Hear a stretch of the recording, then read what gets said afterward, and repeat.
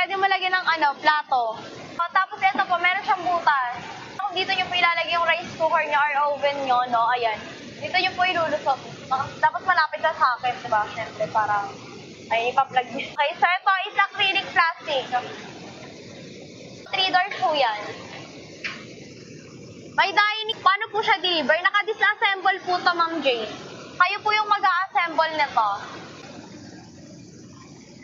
Okay, so ito mga basa-baso, pwede nyo lagyan.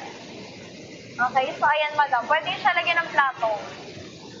Number, ayan, nakapin na yan.